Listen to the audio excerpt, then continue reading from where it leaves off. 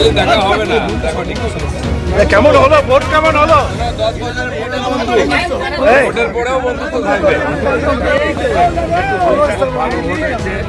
ভোটারদের ধন্যবাদ, তারা নিজের অধিকার প্রয়োগ করেছেন।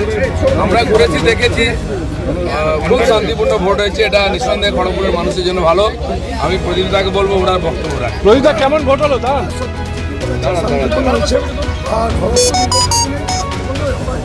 বিক্ষিপ্ত কিছু ঘটনা ছিল, তবে কিছু কিছু এলাকায় ইভিএম নিয়ে সমস্যা হচ্ছিল, তো প্রশাসন ব্যবস্থা নিয়েছে, তারপর ঠিক হয়ে গেছে। এখন অব্দি 1 ঘন্টা বাকি আছে, এখন অব্দি শান্তিপূর্ণ। দিল্লিতে আপনার দিলীপের দলের 10 বছর ধরে একসঙ্গে কাজ করছি। এটাই বাকি ছিল, লাস্ট সিন। দলের বিরুদ্ধে কোনো অভিযোগ আছে নাকি আপনার? কোনো অভিযোগ নেই, দলের বিরুদ্ধে নেই। এখানে ও দলকে না দিয়ে আমি আমার দল থেকে খড়গপুরের লোক ঠিক করবে কাকে ভোট দেবো। অসাধারণ, এ তো মডেল হয়ে গেল, এ তো খড়গপুর মডেল। দেখা হয়, আমি গাড়িতে করে যাচ্ছি, হঠাৎ দেখি পেছন দিয়ে যাচ্ছে, ও দিলীপ দা দেখি, প্রদীপ দা স্কুটার নিয়ে যাচ্ছে পেছনে।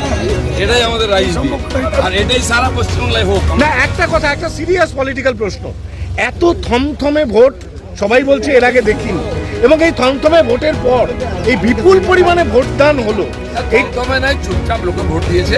আমার মনে হয় পশ্চিমবাংলায় এটা ভালো লেগেছে। ভালো এরকমই ভোট হওয়া উচিত, নিজের মতো ভোট দেওয়া উচিত, কোনো টেনশন যেন না থাকে। এই বিপুল ভোট কি কোনো চিন্তা বাড়াচ্ছে আপনাদের? দেখুন, মানুষ শান্তিপূর্ণ ভোট দিচ্ছে, মানুষ যাকে পছন্দ করবে ভোট দেবে, পরিষ্কার কথা। যে জিতবে মানুষের জন্য কাজ করবে। ভোট গণা যাবে তখন দেখা যাবে।